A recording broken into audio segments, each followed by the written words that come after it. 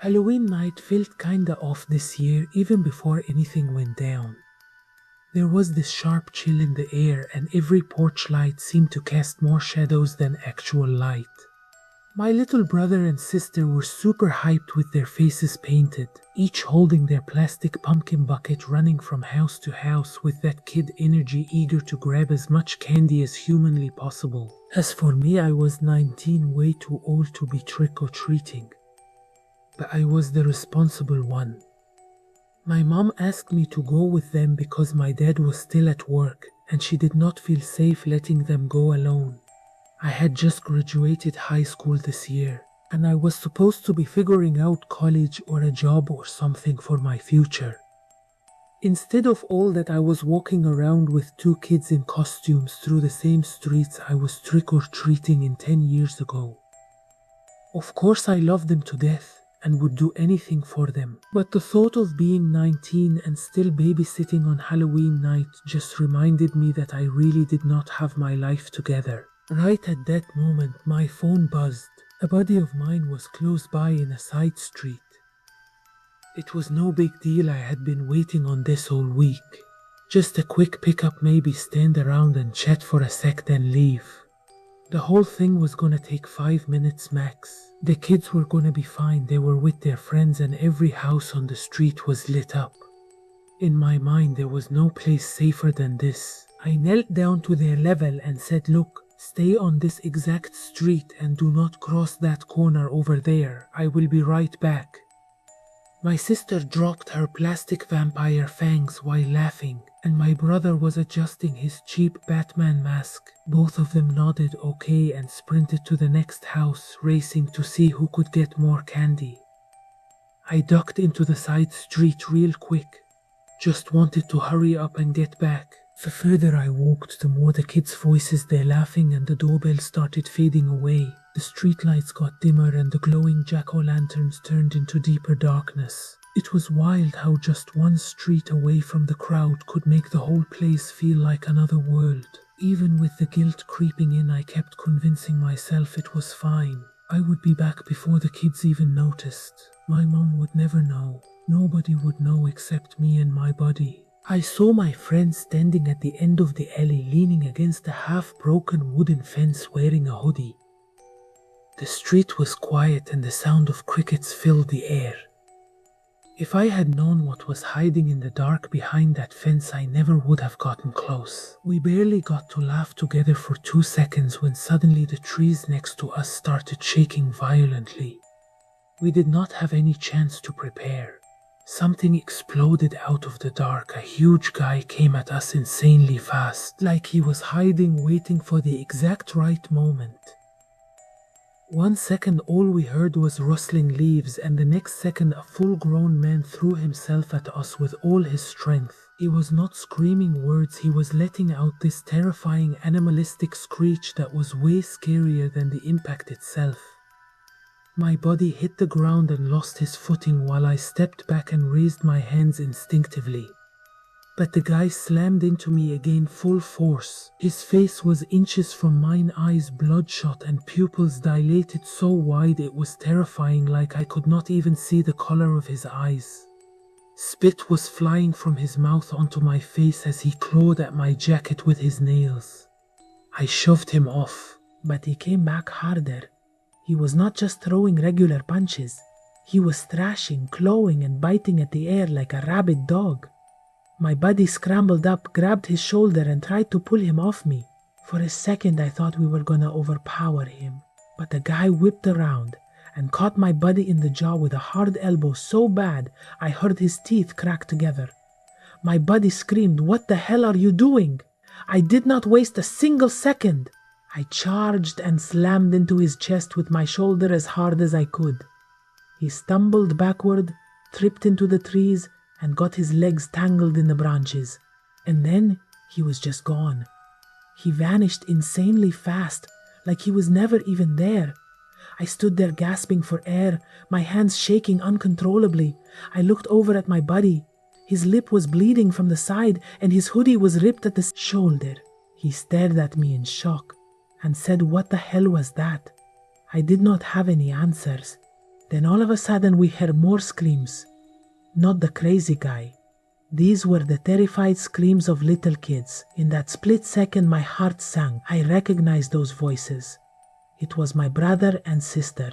I whispered, as my whole body went cold. Holy shit! And without thinking I ran at full speed toward the main street, my body close behind, cursing up a storm. But I could not think about anything except my brother and sister screaming. Every second mattered, every step felt like I was moving through mud. My buddy and I were strong guys even at 19. It took everything both of us had to fight that man off together. My little brother and sister stood zero chance against him. Right then in my head I was already convinced they were dead. We rounded the first corner and saw them. The man was gripping them both his arms like iron bars, crushing their small bodies. He was dragging them toward a ditch near the road. Candy bags were on the ground. Chocolate and lollipops scattered everywhere. I screamed at him to let them go, but he did not even look at me. He just made this terrifying alien noise and tightened his grip.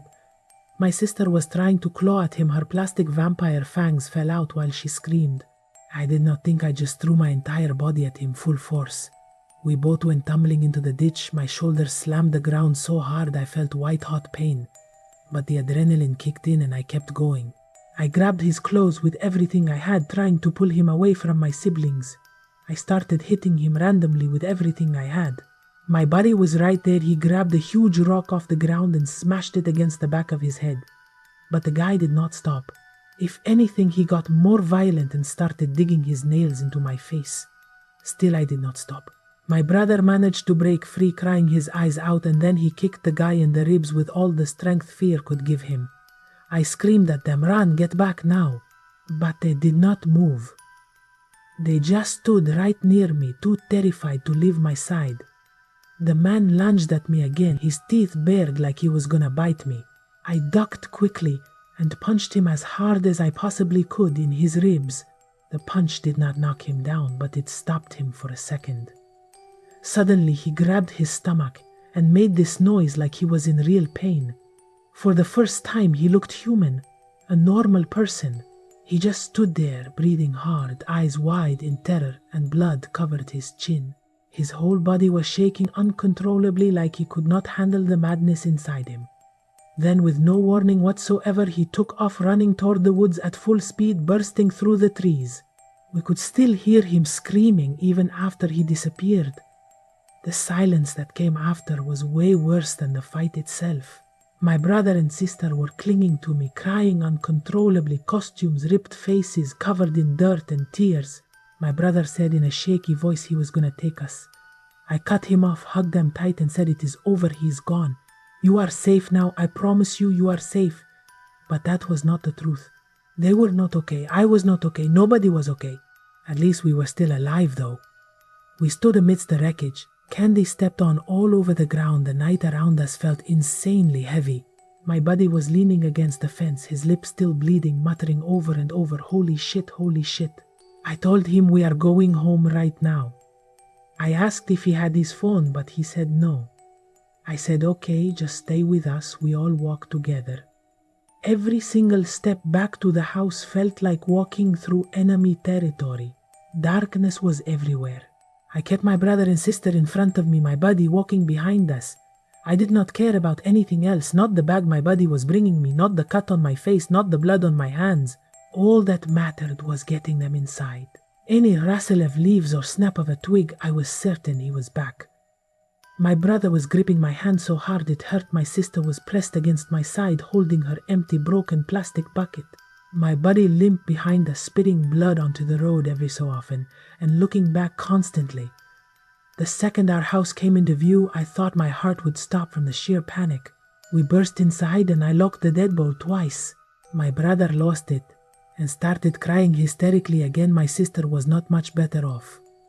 I tried to speak calmly, but my voice was shaking bad as I said, "We are home, we are safe now."